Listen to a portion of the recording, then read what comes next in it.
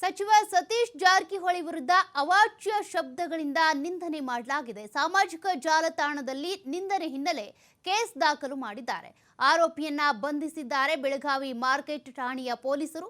ತುಮಕೂರಿನ ಮೋಹಿತ್ ನರಸಿಂಹಮೂರ್ತಿ ಈ ರೀತಿಯಾಗಿ ಅವಾಚ್ಯ ಶಬ್ದಗಳಿಂದ ನಿಂದಿಸಿರೋದು. ಈತನನ್ನ ಈಗಾಗಲೇ ಪೊಲೀಸರು ಬಂಧಿಸಿದ್ದಾರೆ.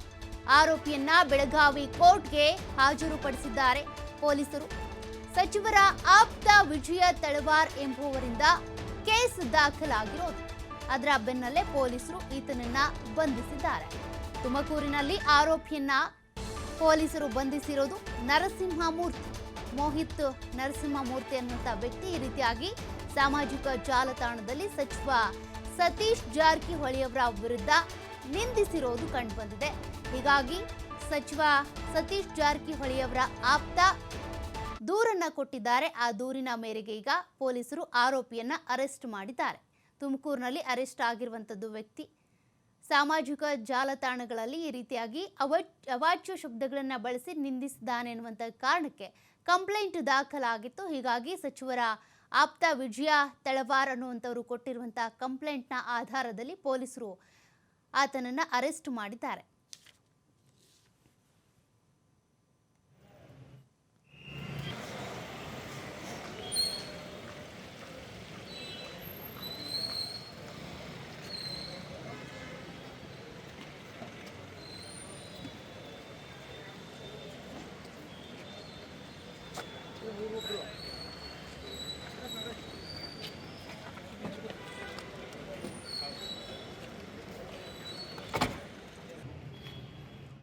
ಹೋಗ್ತಾರೆ ಪ್ರತಿನಿಧಿ ಶ್ರೀಧರ್ ಈಗಾಗಲೇ ಸಾಮಾಜಿಕ ಜಾಲತಾಣದಲ್ಲಿ ಸತೀಶ್ ಜಾರಕಿಹೊಳಿ ಅವರ ವಿರುದ್ಧ ನಿಂದಿಸಿದಂತ ವ್ಯಕ್ತಿಯನ್ನ ಅರೆಸ್ಟ್ ಮಾಡಿದ್ದಾರೆ.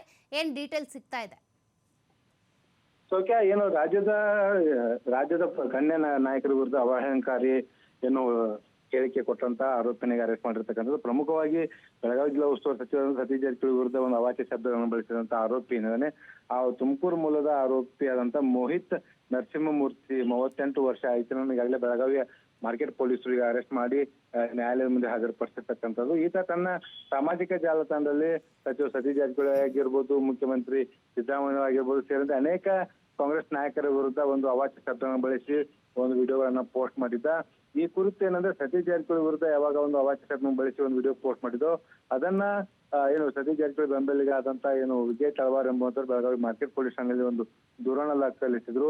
ಆ ದೂರಿನ ಅನ್ವಯ ಈಗ ಆ ಒಂದು ಆರೋಪಿಯನ್ನ ಬೆಳಗಾವಿಯ ಮಾರ್ಕೆಟ್ ಪೊಲೀಸ್ ಏನಿದೆ ಅವರನ್ನ ಹೋಗಿ ಅರೆಸ್ಟ್ ಮಾಡ್ಕೊಂಡ್ ಬಂದು ಈಗ ನ್ಯಾಯಾಲಯ ಮುಂದೆ ಹಾಜರುಪಡಿಸಿರ್ತಕ್ಕಂಥದ್ದು. ಸದ್ಯ ಈಗ ನ್ಯಾಯಾಲಯ ಕೂಡ ಒಂದು ಆರೋಪಿಯನ್ನ ಈಗ ಏನು ನ್ಯಾಯಾಂಗ ಬಂಧನಕ್ಕೆ ಒಪ್ಪಿಸಿದೆ ಅಂತ ಹೇಳ್ಬೋದು. ಈ ರೀತಿಯ ಸಾಮಾಜಿಕ ಜಾಲತಾಣದಲ್ಲಿ ಒಂದು ರಾಜಕೀಯ ನಾಯಕರಾಗಿರ್ಬೋದು ಅಥವಾ ಬೇರೆ ಬೇರೆ ಒಂದು ಸೆಲೆಬ್ರಿಟಿಗಳನ್ನ ಕೂಡ ಈ ರೀತಿ ಇತ್ತೀಚಿನ ದಿನಗಳಲ್ಲಿ ಅವಹೇಳನಕಾರಿಯಾಗಿ ಪೋಸ್ಟ್ ಮಾಡುವಂತದ್ದಾಗಿರ್ಬೋದು ಅಥವಾ ಅವ್ರ ವಿರುದ್ಧ ನಿಂದನೆ ಮಾಡುವಂತ ಘಟನೆಗಳು ಕೂಡ ಸಾಮಾಜಿಕ ಜಾಲತಾಣ ನಾವು ಸಾಮಾನ್ಯವಾಗಿ ನೋಡ್ತೀವಿ. ಆದ್ರೆ ಯಾವಾಗ ನಾವು ಕಾನೂನಿನ ಪ್ರಕಾರ ಅದಕ್ಕೆ ಏನು ಪ್ರಕರಣ ದಾಖಲಿಸಿದಾಗ ಪೊಲೀಸರು ಕ್ರಮ ತೆಗೆದುಕೊಳ್ತಾರೆ ಅನ್ನೋದಕ್ಕೆ ಈ ಒಂದು ಪ್ರಕರಣ ಕೂಡ ಸಾಕ್ಷಿ ಅಂತ ಹೇಳ್ಬೋದು. ಸೌಖ್ಯ, ಥ್ಯಾಂಕ್ ಯು ಶ್ರೀಧರ್ ಮಾಹಿತಿಗೆ.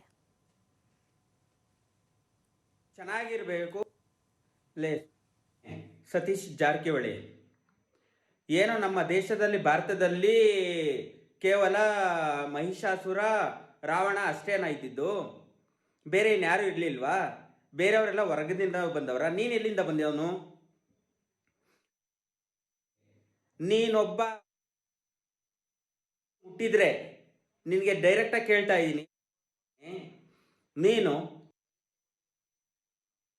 ಅಮಾವಾಸ್ಯೆ ಮತ್ತೆ ಗ್ರಹಣ ದಿನ ಸ್ಮಶಾನಕ್ಕೆ ಕರ್ಕೊಂಡೋಗಿ ಮಾಂಸಾಹಾರ ಅವರಿಗೆ ಊಟ ಮಾಡಿ ಅಂತ ಸ್ಮಶಾನದಲ್ಲಿ ತಿನ್ನಿಸಿ ಸಮಾಜದ ಜನಗಳಿಗೆ ನೀನು ತೋರಿಸು.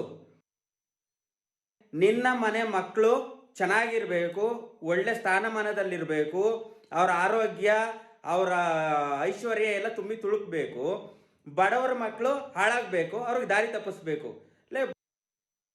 ನೀನು ಹೇಳ್ತಾ ಇರದೆ ಸತ್ಯ ಆದರೆ ರಾಮ ಮತ್ತು ವಾಲ್ಮೀಕಿ ಅವರ ಹೆಸರು ಹೇಳಿಕೊಂಡು ನೀನು ಸಾವಿರಾರು ಕೋಟಿ ರೂಪಾಯಿ ದುಡ್ಡು ಮಾಡ್ಕೊಂಡಿದ್ಯಲ್ಲ, ಅದನ್ನೆಲ್ಲ ಬಿಟ್ಟು